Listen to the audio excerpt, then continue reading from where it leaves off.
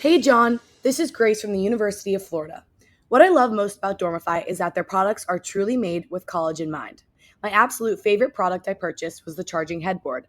Having the extra charger in my dorm room, which already had super limited spots to plug in, was a game changer. It is functional and seriously cute and trendy. I can't recommend it enough. Thanks so much for listening, everyone. Thank you, Grace, for sharing your thoughts on Dormify. For those of you listening, be sure to check out our show notes where you could find our Dormify affiliate link and our most updated coupon code where you can save 15% on most Dormify products. As a reminder, our podcast does receive a small commission for purchases made through our affiliate link, but rest assured, we only promote products that we believe in and feel would benefit you, our listeners. Thank you, and best wishes to all. Welcome to The CAP, the College Admissions Process Podcast. I am your host, John Durante, and it gives me great pleasure to introduce to you today Bryan Rothstein, who's the Director of External Relations in the Office of Undergraduate Admissions at Hofstra University. Bryan, thank you so much for being here today. I've been trying to get Hofstra on for so long since you're right in my backyard. How are you doing today? I'm doing well. Thanks so much, John. Thanks for having us. And we are so excited to be here and officially part of your podcast. So thank you for this opportunity. And we're excited to be here. Well, that's awesome. And I'm excited as well. So I know that Hofstra obviously is in a beautiful suburb here out on Long Island, 25 miles from New York City. I know you have about 175 undergraduate programs, 200 graduate programs, 12 schools, including liberal arts and sciences, education, government and politics, humanities, fine and performing arts, nursing, business, law, engineering. You have something for everyone, Bryan. So tell me, what else is it about Hofstra University that makes it so appealing for so many students to want to apply and ultimately attend? Absolutely, John. And I think, you really hit a good nail on the head there. We are that perfect distance, 25 miles east of New York City. So it's not the hustle bustle of New York, but the accessibility to New York City is outstanding. We capitalize on that as an extension of our classroom for experiential learning and opportunities for fun things like, students going to see Broadway shows or museums or different things like that, but then also get that coastal vibe of being close to Long Island beaches for internships and experiential learning and opportunities and all sorts of different pieces. So really looking at New York City with that experiential piece and the internships and the job opportunities and the coastal vibe of being close to Long Island beaches and that kind of fun stuff, which, I don't have to sell you on, but the cool things that are really awesome there. One of the really awesome things too is that, just like you said, we have something for everyone, right? Those students who want that sciencey, that STEM piece of it. So whether it be engineering or medical school or nursing, we're the only college university partnered with Northwell Health Systems. Northwell Health is the largest health system in the state of New York and one of the largest in the nation. And we're the only college university partnered with them. And that's medical school, PA, physician assistant, and nursing. We have a new nursing facility that just opened, some of the most advanced technology on the East Coast. It's so brand new. I keep joking with everyone that the paint still smells like paint in the building. So it's just this really awesome opportunity. But then you have the flip side of those students who really don't have an interest in that science piece, that they graduated from high school and they're like, never want to take a science class ever again. And they want to be a dancer, or they want to be a musician, or they want to work in music business, which is a really popular major with us here at Hofstra, where students are working in this recording studio and having an opportunity to be able to do all sorts of awesome things and maybe don't have that musical talent, but want to be, Jay-Z's next producer and have an opportunity to be able to do that. So you have this happy, opportunity for students to get involved in all sorts of different things, but also an opportunity for, like you said, over 175 different majors for students to choose from, and so many things in so many different lights. Well, like you said, the vicinity to New York City, the Long Island beaches, 12 schools, partnerships with Northwell, your new nursing school. And by the way, your average class size I read is about 21, Yep, and the student faculty ratio is 13-1. So that's again, correct. truly an awesome school. So Bryan, can you tell us about any other recent developments or initiatives at Hofstra? And what are the university's priorities for the future? Yeah, that's a great question, John. So we're always evolving, right? We are always making sure our students have an opportunity to be to have that experiential piece. So experiential learning is a huge piece of our community. Our students are involved in all sorts of different experiences with, on average, about 2 internships while they're with us. And the graduation rate of our students is outstanding too. Over 90% of them are either enrolled in graduate school or employed upon leaving us within 6 months of leaving us. So the success of our students is unbelievable. And that's because of the small class sizes, like you mentioned. On average, there's 21 students in a class. So they're not walking into a classroom of 440 people and they're all vying for that 2 spots at ABC or NBC or at Northwell or whatever it may be. They're gaining this experience, and the professors hold the highest degree in their fields, and often are still connected to the field. So, students who have an interest in working at Boeing, right? We have professors that have done that. Maybe not something to talk about now in our world, but working at Boeing and have that experience. Or students that have an interest in, TV, film, radio. We are the only college university in the nation that broadcasts on behalf of a professional sports team. So anything heard on the radio about the New York Islanders, which is NHL hockey here on Long Island, is produced, directed, written, and broadcasted by our Hofstra students. So that experience is just so awesome. And then those students have that experience of saying, this is what I've done. I've literally spoke at a hockey game. I've called shots at a hockey game, and this is what I want to do. I was just on earlier today with some of my colleagues, and they had a student who they said, left a Long Island high school, wasn't sure what she wanted to do, thought she wanted to be a lawyer. And she's actually the news anchor on the ABC affiliate in Louisiana. All because of an internship that she had with ABC while she was here. They loved her. They recommended her, and she's the news anchor on the local affiliate news in the evening time in Louisiana. And she was a shy student from a Long Island-based high school that they were like, well, I don't know what's going to happen. And here she is. So, we are always there to ensure that our students are successful. And one of the biggest things we want is the success of our students, because their success is our success as an institution. And that's really the biggest thing. And to really, hone in on your question, we are always evolving with technology too. So anytime something new comes out, anytime we have an opportunity to be able to evolve, even during the odd pandemic world, we were still building, putting up a new nursing building, changing and evolving, adding new opportunities, adding new majors, changing majors, altering majors based off of interest, altering majors based off of students sharing with us what they had a passion for. So we are always evolving. We have a new president that started with us. So she's here about 2 years now. Awesome experience. And she has brought so much to the table too, and helping our students to grow, and helping our institution to grow, and it's something that is nationally recognized really as an institution, Division I sports teams, different things along those lines, but really growing even further, and really honing in on that small class size, the experiential piece, and the opportunities available to our students. And that's one of the things that really is important and is part of our next stages in life is really having all those different opportunities for students and really having that experiential learning for students and taking it to the next level. Well, I appreciate that. I love how you talked about your new president, D1 sports, again, the small class sizes. And I really appreciate that you said their success is your success. And I know firsthand how much work Hofstra has done over the years to cultivate all of those amazing programs, both inside of your classrooms and beyond. You talked about your philosophy in terms of experiential learning, a lot of real world applications for your students. I didn't know an average of 2 internships, which I really think is phenomenal, to not only give your students an education, but really set them up for whatever career paths they choose after they graduate the great school of Hofstra University. So, Bryan, I'm also curious, can you tell us more about the student life experience at Hofstra and what kinds of extracurricular activities and organizations are available to them? Absolutely. I think that's a great question. One of the things that I really want to point out with this too is that at Hofstra, medium-sized institution, about 6,200 undergraduate students, and students come to us from 48 states and 90 countries. So I say that for 2 reasons. Reason number 1 is that students are coming with experiences and interests from all over the world and all over the nation. And that is awesome because they bring so much to the table. We have upwards of 210 student clubs and organizations here at Hofstra, things from like Quidditch. I laugh because all colleges say that they have that fun Quidditch piece, but it's a cool and unique thing, and it's unique in the sense of that colleges do offer it, but when I went to college, that was not even something that was thought of, right? But there are so many different things, from students coming and bringing interest and finding others that have an interest, and then that building into a club organization. And each year we see new clubs and organizations pop up because students bring that interest to our community. And that makes really such a huge difference. We have club and intramural sports, so playing amongst other students at Hofstra or other students at local institutions as well. And those are really competitive too, and that runs alongside our D1 sports teams. We have 21 Division I sports teams.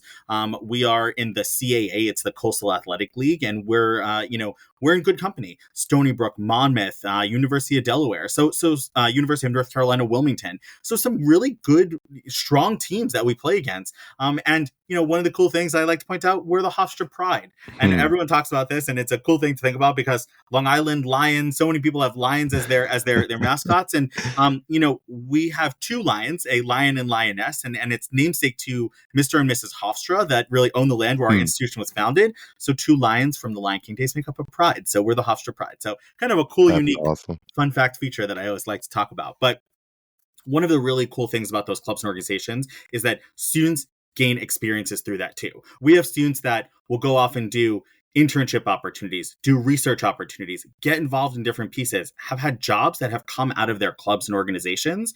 An example, criminology, really awesome major here at Hofstra. We have a law school too, which is super cool, forensic science. And we've actually had students that have done research opportunity that has come forward through their forensic science club that has turned into internship experiences. And we've actually heard of students that it has turned into job experiences too. So that, a career choice in pieces just based off of their interest in being what we call CSI Hofstra, the crime scene investigation. Really awesome, really cool stuff that really has turned around because of that breadth of so many different clubs and organizations. We have 22 Greek letter organizations on campus. So if students want to be part of Greek life, it's absolutely there. And if they don't, that's okay. It's the student's decision. And one of the things I always like to point out to students when they ask that question is, Greek life's there. Is it up in your face? No. Is it there if you want it to be? 100%. Are you going to feel outcasted if you're not part of it? Not at all. And that's one of the cool things too. And I think is important to know.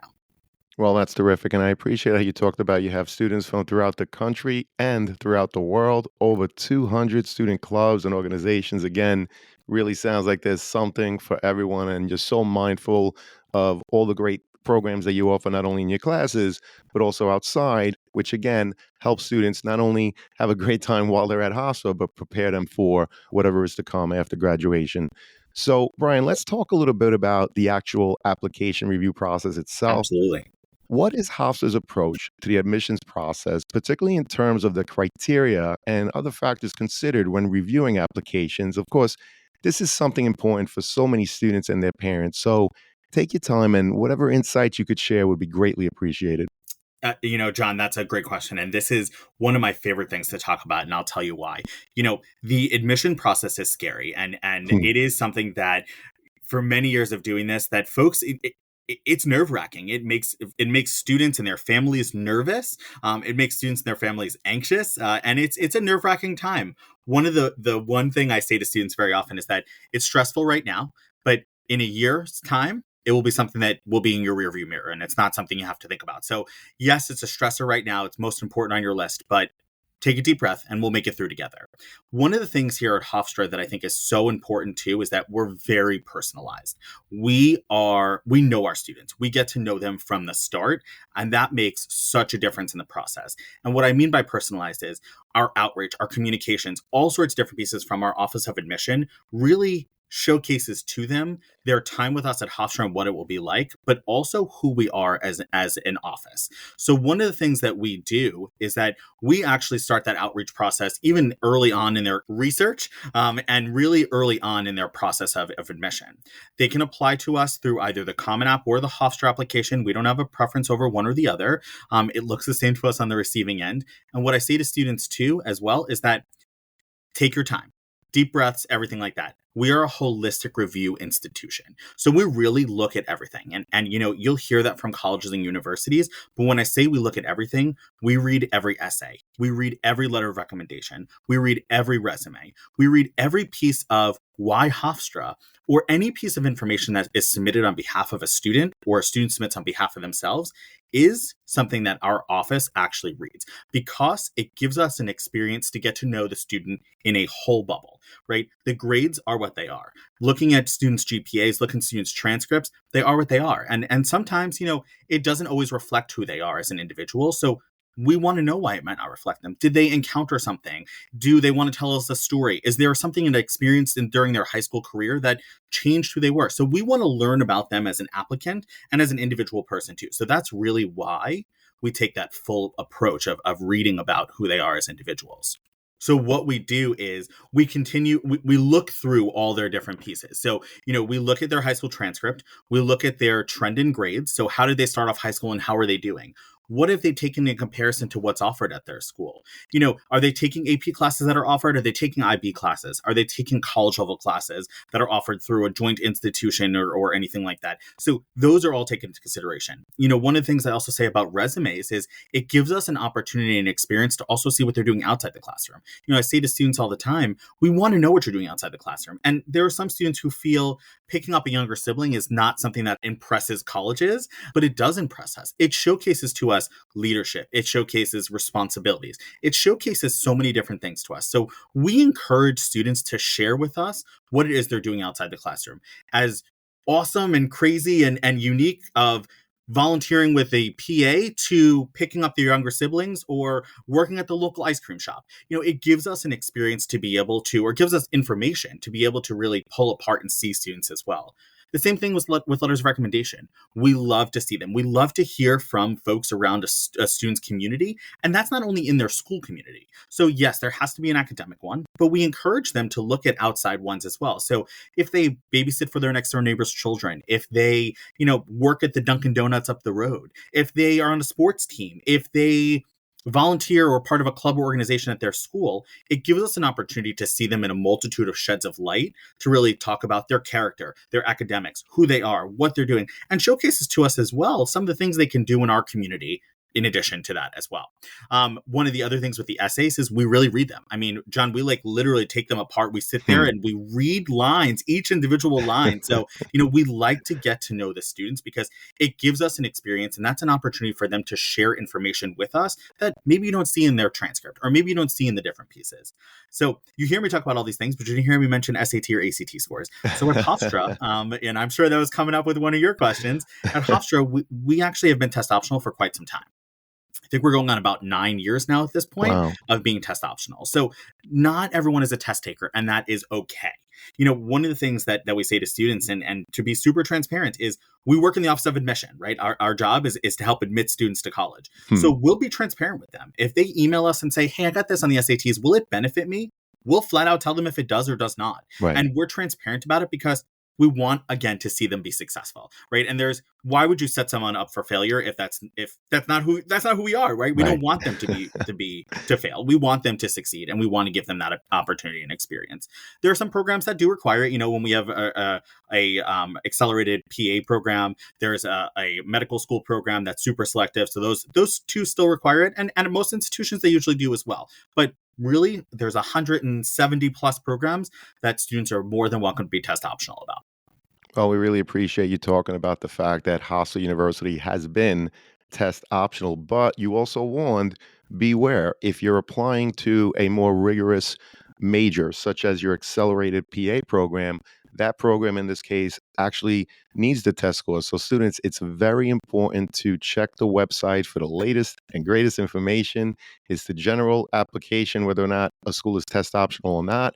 But if you're applying to a rigorous major, right, or a competitive major, find out whether or not they require the test for that. I also love how you explained your holistic review, but more importantly, what you said, we really get to know our students. I think that's phenomenal. You talked about how you look at the high school transcript, right? You look at the grades in high school to help determine whether or not the student could handle the academics on your campus. You talked about trends in grades, right? If there's any dips, students, don't let the admissions representative speculate. Explain why there was a dip, if in fact there was. You talked about looking at the school profile, perhaps, right? So that you could see, does the school offer AP, dual enrollment, IB, and based on what's available to the students, Did they take chances? Did they challenge themselves over their 4 years of high school? Did they build those ramps? Also, you talked about the activity sheet in terms of whether a student has to pick up a sibling, or perhaps they have a job, right, at the local ice cream shop. Those are all things that show leadership, responsibility. And if in fact, students, if you have a job, maybe that's the reason why you're not participating in 4, 6, whatever it is, clubs in your high school. So again, look at the overall application as a marketing packet. I say this all the time, understanding that each piece, there's a specific reason, whether it's your transcript, your activity sheet, your essay, and each piece has to build upon the next, giving new information for the admissions representative to get to know you. Now, Brian, I have to ask because you talked about the why Hofstra essay specifically.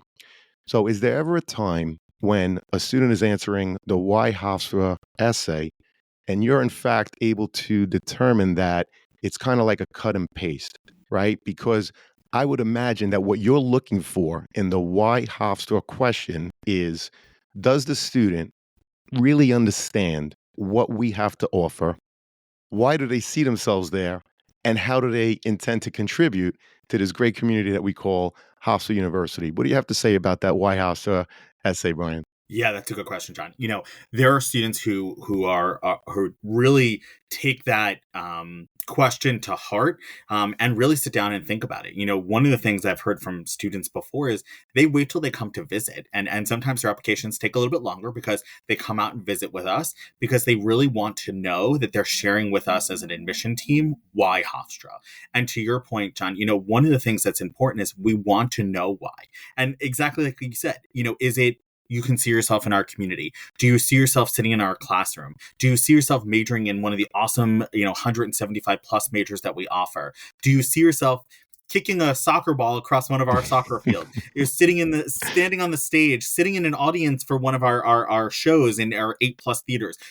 Things like that. And we really want to hear that. There are some students who will give us short pieces of information. Mm. I want a tour look nice. Yeah, sure. Okay. That's helpful, but we really want to know. And it helps us as an office to know that you can see yourself as part of our community. It really does drive home so many different things for us as an office and as a team.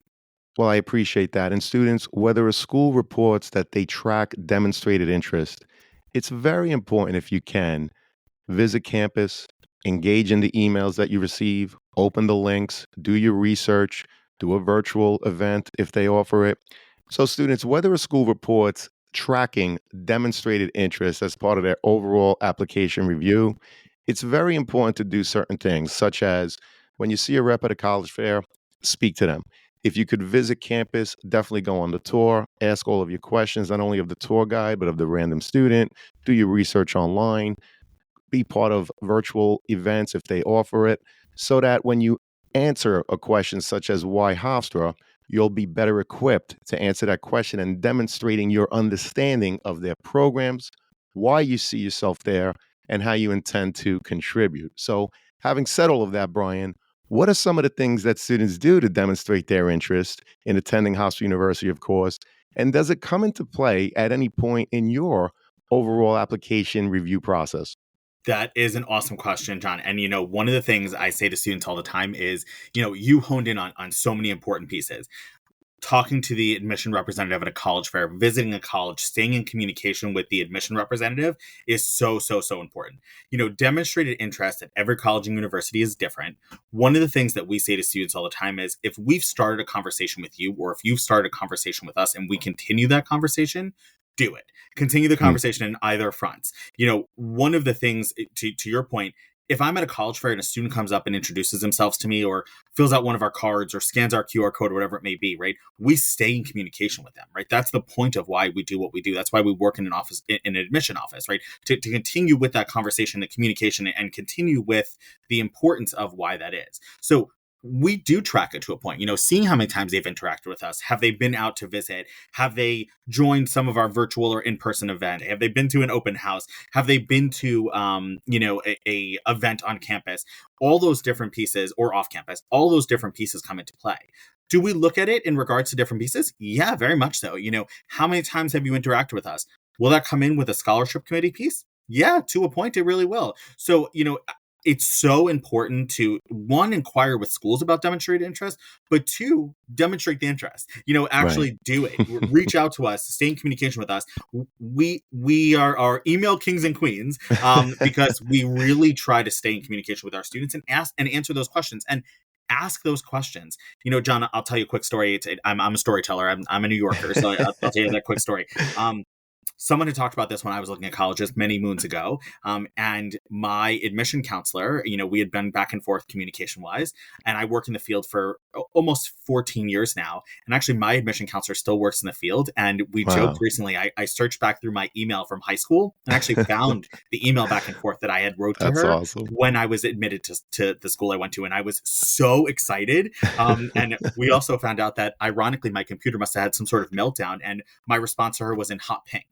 So it was a joke, and it was really funny, but it was an awesome experience, and we recognized each other when I got to my institution because of that communication, and we want that, and it's demonstrating to us that you really have a passion and see yourself as part of our community.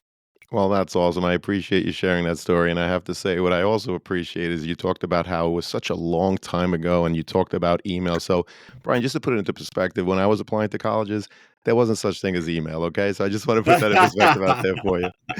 So, digging deeper in terms of the overall application review process, obviously the GPA is something that is extremely important. So, what could you tell us about the GPA in terms of, for example, do you use the GPA on the transcript or do you recalculate it yourself?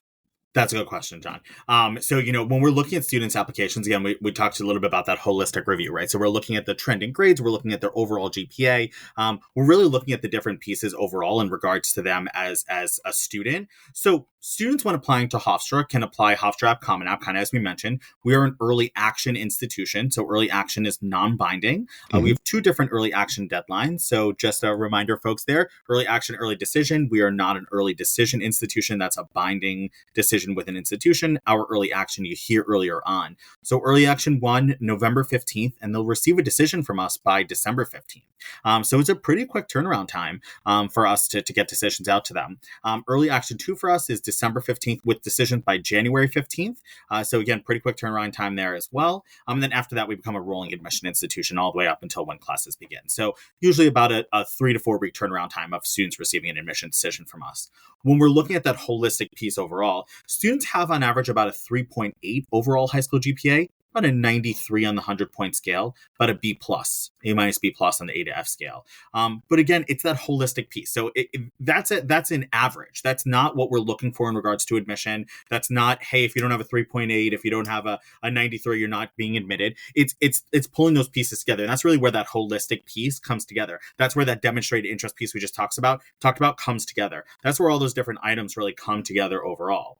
We tell students, and I'm going to go back to your question about the GPA and pulling it off the transcript. We tell students as well, if you have above a 1230 on the SATs or above a 27 on the ACTs, it's actually beneficial for you to submit them. And as I mentioned before, yes, absolutely. If you're not sure, if you don't know, we do super score them. So that's something to note. We super score SATs and ACTs. But, if you're not sure whether to submit them or not, reach out and we'll be super transparent with you. Everyone has an admission counselor from their areas, from everywhere in every country, in every state, everywhere. And it's on our website. So again, that's a good way to demonstrate the Hmm. interest. I'm going to hone in on that again. That's a good way to demonstrate the interest is reach out to your admission counselor. We're all there with our smiling faces, the big map of the United States and big map of the world, actually, for folks to click on it and be able to do that. And just a quick note, as I mentioned before about the test optional piece, over 60% of our students last year actually applied test optional. So it is Wow. fairly normal for students to apply test optional because not everyone feels like it resonates with them. So that's an important point. But to your question of taking that GPA off the transcript, for the most part, we usually take it off the transcript, right? Because it's a true GPA. And to your point from before as well, we really get to know our schools very well. So like looking at the high school profile, looking at what's being offered, looking at the weight in transcripts or in GPAs is something that's taken into consideration as well. If there is a big varying factor between an unweighted and weighted GPA, there are times we will look through it and kind of see, if someone's unweighted GPA, and I'm just going to use it on the 100-point raw scale is Mhm. 85 and their weighted GPA is 105. Well, there's a pretty big difference between the two of those, right? So we'll probably pull some of that apart to like see what it looks like. But for the most part, we'll usually take it right off their transcript because it's true. It's who they are, right? We want to make sure that that's the piece. Well, I really appreciate you pulling back the curtain and giving us some insight in terms of your application review process. And I also appreciate how you keep emphasizing reach out to your admissions counselor. One of the reasons why we have this podcast is because so many people, they might be afraid to reach out, and yet it's a common theme. Like, definitely reach out. You certainly don't want to reach out and ask a question like, what's your mid 50%, right? Which is easily found on your website. But do your research, come up with, higher order thinking questions, and certainly reach out to the admissions representative. Perhaps you visited campus, shoot them an email, let them know what your impressions were, again, just to keep that relationship going. And speaking of that, Bryan, visiting campus is such an important part of the college research process, if in fact you can. So if a student is able to visit, what are the types of questions that they should be asking to help them determine whether or not Hofstra University is the right fit for them? John, that's a great question too. And one of the things I will say to you, and I will probably for the next couple minutes that we're together or whatnot, I will say that that is one of the biggest things I say to students all the time. You have to visit a campus, and whether it be in the review process, what I call the review process of them looking at schools, or the application process, they've already applied to that school, or the decision process when they've already received a decision and now they're trying to see if we fit who they are. It is really important because, everything looks awesome on the internet. Everything looks awesome on paper. But until you are physically standing or sitting or eating on a campus, you don't know how you feel about it. So I think that's the biggest piece that's so important, because you have to make sure that the community fits who you are. And one of the things I drive home with students very often, and we do as an institution, is driving home the idea of fit. We want an institution to fit the students. And if it's our institution, which we hope it is, we want you to see it and feel it, and know that that's the right fit for you. So one of the things we tell students, and a piece of advice or questions I encourage them to ask while they're visiting, one is ask about an interest of yours. So, like, do they have clubs or organizations that match who you are as a student?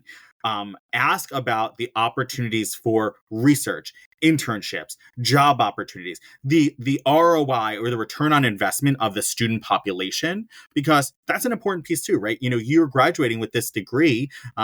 Where's it going to take you? What's that opportunity that's going to do? What's the alumni network like? What does it look like? So I encourage students to ask questions like that. And I encourage students to ask questions about the process, right? What we just talked about. Yeah, they're hearing it from us here on this podcast, but ask that question when you're sitting in a community. So ask that question when you're sitting in our community. What is it that highlights me as an applicant to you as an admission office? What is it that you want to hear from me as an applicant? Because everyone's different. Everyone has their own story. Everyone has their own path that they have taken thus far and will continue to take. And we want to know that about you. And again, that comes back to that personalization piece that starts in the application process and continues to and through their time with us and beyond the time of graduation as well.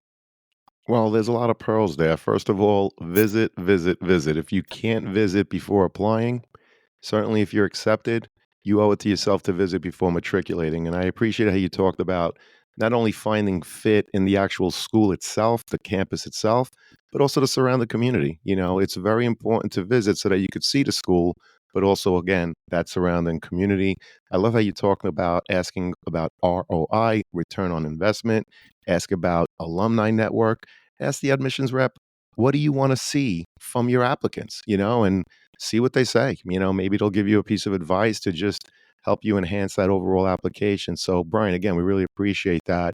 And just digging a little deeper in terms of the review process, we mentioned the school profile, which students, if you're not familiar with your school profile, many times the high school has it on their website. If not, go to your school counselor and see about getting a copy of it so you get a really good idea in terms of what admissions reps are learning about your school. And so, Bryan, that leads to my next question, which is, if a school has multiple AP courses, let's say 20, another one really just has a few, maybe they only offer 5 or anything in between, how does the overall review process differ for schools that differ that much? Yeah, so that's a good question. So we really take into consideration what's offered and what's accessible to students and what students are involving themselves with, right? So if a school offers 20 AP classes and a student takes one, right? They've Hmm. challenged themselves, but maybe haven't taken that opportunity to challenge themselves as far as they possibly could. Maybe it was a reason of they didn't feel prepared. Maybe it was a reason of timing. Maybe it was a reason of not having the appropriate classes to step into that. So that's definitely something to think about. And in regards to a school offering 5 or 20, right, the student has no control over that. That's definitely a school-wide piece of it, but it's something that we'll know and we'll look at when we're looking at a student's application. So is that going to hinder a decision based off of one direction or the other? No, because again, it comes into that holistic review process, but that comes back to where we get to know the schools alongside the students. So if you're applying from a school in, the center of the country that maybe we hadn't heard of before, we'll get to know that high school, especially through the school profile, or maybe even we'll reach out to the school and say, tell us a little bit more about your school. So we'll really dig that next layer deep to be sure that we're learning about the school, so we know also more about the student as well. Well, we appreciate that. And students, remember, admissions reps, they're looking at what your school offers and how you challenge yourself over the 4 years of opportunity. And don't forget, by the way, senior year. They're not going to see your senior year grades when you're submitting your applications, but they're certainly looking at your courses in progress. And it's very important to not only maintain, but perhaps even build upon that rigor in senior year. Anything you want to say about that, Brian? John, I know, but I thank you for saying that, because that is so important, and students often forget that. It's the senioritis kicks in, but it should not, because we're still seeing what they're taking in the courses that they're enrolled in, and we love to see that they're still challenging themselves, because the next step after high school is this collegiate experience, and we want to be sure that they're prepared for that. So taking courses that are maybe not preparing them for that collegiate step is going to hinder their success potentially, because they're not taking those more rigorous courses to prepare them for that next steps into higher education. Well, we appreciate that. Thank you so much. And of course, Brian, the student's activity sheet, another great piece of that overall application. What are the kinds of things you're looking for beyond the work they did in the classroom? Yeah, that's a good question, John. So we love to see students involved in all sorts of different things. So again, if they have a job and that's what they're doing, we love to see that. If they're involved in a sports team, we love to see that. If they are doing research, we love to see that. It also depends upon a student's comfortability, a student's accessibility, a student's interest, right? So it really varies off of students and interest areas. One of the things I hear from students very often, especially because of our popularity with medical school programs and that science STEM based piece of it, students very often that are looking at like a pre-med track or a medical school track or PA feel they should have experienced some of that. Hmm. Is it helpful? Sure. Is it going to hinder our admission decision? No. It will help, the students to have known that they saw it, right? You want to be a doctor, but until you see someone bleed for the first time, maybe that's not really what you want to do. So we want to be sure that they're having some of that experience. But if they're coming in without that experience, that's okay. And I'm going to give you an example of that. We have one of our really popular areas, School of Communication, our TV, film, radio, writing for the screen, writing for film, public relations, journalism, falls within our School of Comm. The dean of the School of Communication has said to us multiple times, and to students looking at us, you can come in for filmmaking and know everything about how to use a camera, or you can come in with not even knowing where the on button is. And when you Right. leave Hmm. and graduate with us, you're all both going to have the exact same skill set and be prepared for those next steps, right? Hmm. So it is okay to not have that on your resume and not worry that you're stepping into something without experience. It's okay, right? You're a high school student. We want you to be successful in your classroom. And if the not being able to work at NBC or get an internship at NBC or an internship at your school's film studies area, it's okay that that doesn't happen, because you're focusing on your academics and you're being sure that you're an academically strong student taking rigorous courses. So maybe you've stepped away from an experience of that on your resume, right? Or activity sheet. And that's okay. But you're still stepping into an experience that will get you to that next level at an institution like Hofstra, where it's that smaller community. Well, I really appreciate that you mentioned that, because many times students do get intimidated knowing that other students have more experience in whatever it is the field that they intend to pursue.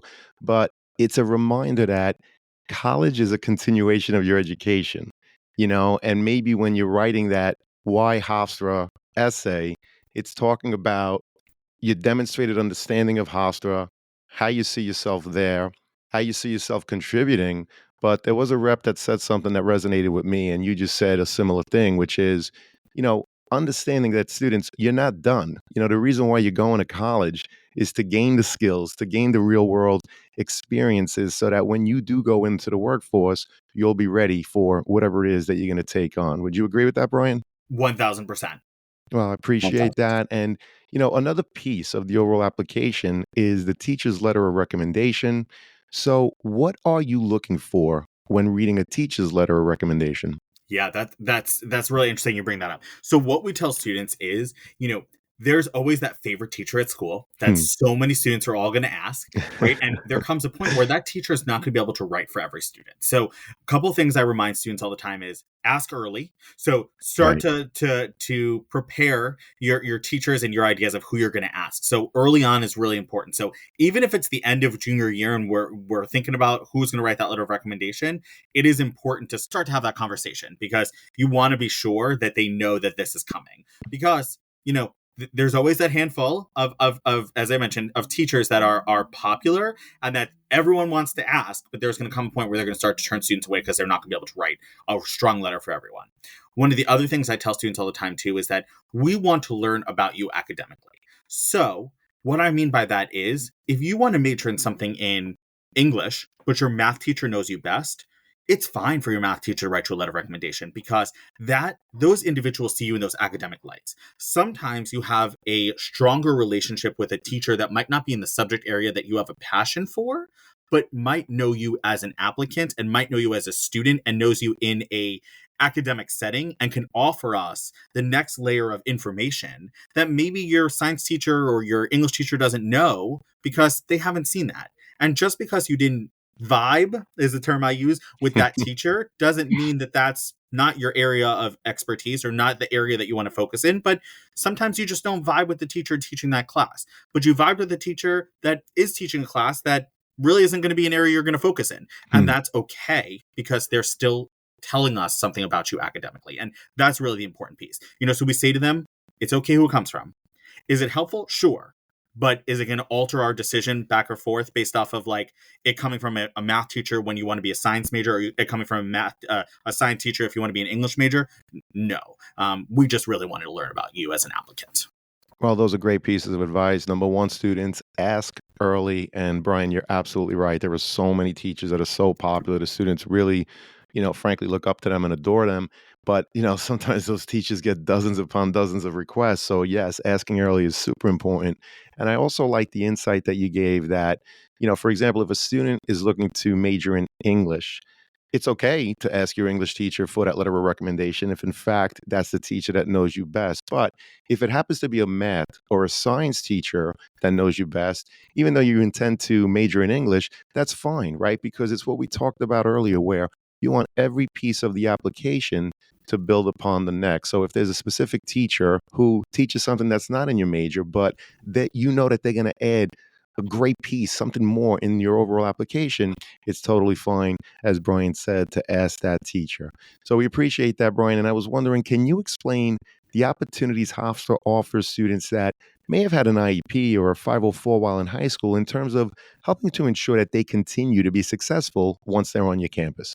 That absolutely. And we want students to be successful. You heard me mention before, Hmm. student success is our success as an institution, right? So we offer all sorts of opportunities for students that came from a community that had an IEP or a 504, and students that really just maybe need that extended time or need to take an exam in a different room, or just need a note taker, right? So we have all sorts of opportunities for students to be sure that they're successful. So we have a program for academic learning skill, our PALS community, which is an outstanding program. It is a fee-for-service program, but it is an outstanding program for students that might have a learning difference and need that additional support. And it's something that they can be part of, and it's molded around each individual student. And that falls within our Student Access Services Office, also known as SAS. So one of the fun things about Hofstra is that we're really big on acronyms, and we're really big on acronym websites. So if students want to learn more, hofstra.edu/SAS brings you to the Student Access Services website that also offers information about our PALS community and such like that as well. It is outstanding. It is really supportive to our students because we want to see them be successful. So whatever those services that students may have been receiving in high school, we work our hardest to be sure that they are getting the same services or more or similar or altered based off of what their classes are to ensure that they're successful. So whatever that may be, we also have tutoring services for everyone. Our Center for Academic Excellence, or CAE, offers an experience for students that need that additional support there too, or going for tutoring services. And one of the things I will say, and just stepping to that for 1 second, it is okay to ask for help. And I think that's one of the biggest things students get nervous about, especially as they step into their higher learning, is asking for help. Tutoring is very normal and very normalized in college, and it is okay to ask that you're not sure about something, or go and visit with a professor, or go speak with an upperclassman, or go to that tutoring services, whatever it may be, if you need that assistance, because the success is important to us. The success is important to you. The success is important to your families. And that's really where you find that. So SAS, really helpful for the students that need that additional support, and maybe, have coming with an IEP or a 504. Our Center for Academic Excellence, that's also offering those pieces. Our PALS community. There are so many different layers of support. And then, John, I'm going to take it one step further. I hope you don't mind. One of the things I also like to point out is mental health counseling, right? We really want students in that strong mental space as well, to be sure that they're there. So we have free mental health counseling for our students, and mental health services. So there are opportunities for students to do that as well. So there are so many different layers of it, because students need to be in good mind, body, spirit to be really taking that next level and being academically successful, right? Because the success, the pieces, that next layer is what gets you to that job, that career, and those next stages of your life. And all these different pieces I just highlighted really help get students to those pieces. Well, that's a fantastic answer. I love how you emphasize it is okay to ask for help. Students, I'm going to say that again. It is okay to ask for help. There's tutoring services for everyone, because everyone needs tutoring services at some point throughout college. You have mental health services. You talked about your SAS office. You talk about your PALS community. So many pieces of information. Bryan, you probably know I put the Office of Undergraduate Admissions, the link in the show notes. If there's anything else you want me to link to share with the students and their parents, just send it to me. And again, we'll make it available in the show notes. Bryan, this has been a phenomenal conversation. Before I ask the last question, I just want to ask, because I want to make sure that we have a comprehensive review of everything that Hofstra has to offer. Is there a question that I didn't ask today, or a topic that didn't come up, that you'd like to leave with us now? Thanks, John, for asking that. One of the things I really want to bring up is Hofstra is a institution nationally recognized for so many different programs and experiences and opportunities, and we bring so much to the table. And I want students to know that you will always find that right fit institution, but visit with Hofstra, look at our website, review the pieces, contact us, because I think that there really is something for everyone. It's not for everyone, but it's for most people. And I would say there's something really for everyone. And it's so important to see it, because there is always a college fit out there for everyone. But research, take a look and see that. So I really want to drive home the idea that we really do have so many experiences, so many opportunities for everyone. And that experiential learning piece is so big. And those small class sizes really hone in and drive home so many opportunities for students. So really important to think about that. Well, I really appreciate that. And like I said earlier, being someone that now lives on Long Island, I've been on the Hofstra campus so many times, and it really is a beautiful campus for everyone to see. Whether it ends up being the right fit or not, it's just such a beautiful campus with so many different schools, programs in the classroom and beyond to offer, that you really owe it to yourself, students, to give it a look. Again, Bryan, this has been a phenomenal conversation. I can't thank you enough. It does lead us to the last question, which is, what are the top 3 pieces of advice you would provide a student and their parents getting ready for the college admissions process? John, I love this question, and I say this to families all the time. And I will, families who have visited with, I always leave with some thoughts. And I'm going to leave you with some of my thoughts. Visit. We've talked about it, and I am going to hone it in and drive it home one more time. So important to visit. My other thing, I hate telling people how to feel, but it is a stressful time. But don't be stressed. There is a fit and a school out there for everyone. There is an experience out there for everyone, and you will find that fit. You will find that experience, and you will find that right place for you. And if you don't, there's an opportunity to transfer. There's an opportunity to find that other fit for you at a later time, and it is okay to find it. And the other thing I always say is, smile, be excited. This is the next journey into the next steps of your life. And this is really where students become who they are, become that adult that carries them into the next pieces of their lives. And I think it's so important to know that you're on a journey, and this is literally, really, truly that next chapter that can really start and write so many of the rest of the chapters of their lives. Well, that was really beautifully said, Bryan. I really can't thank you enough. This was an awesome conversation. Hofstra University is obviously so lucky to have you, as were we, on this podcast episode. I'm so happy, as I know that it's going to help so many students and their parents as they navigate the college admissions process. I do hope to have you again, Bryan. You are awesome. We appreciate you.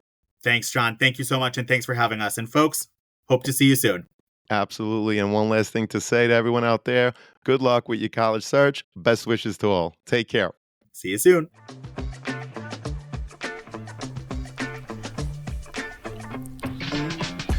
Thank you for joining us on this episode of The CAP, the College Admissions Process Podcast. We hope you enjoyed the show. If you did, please don't forget to tell a friend and follow us on Facebook, Instagram, Twitter, and wherever you listen to your podcasts. I am your host, John Durante, and I look forward to seeing you on the next episode of The CAP.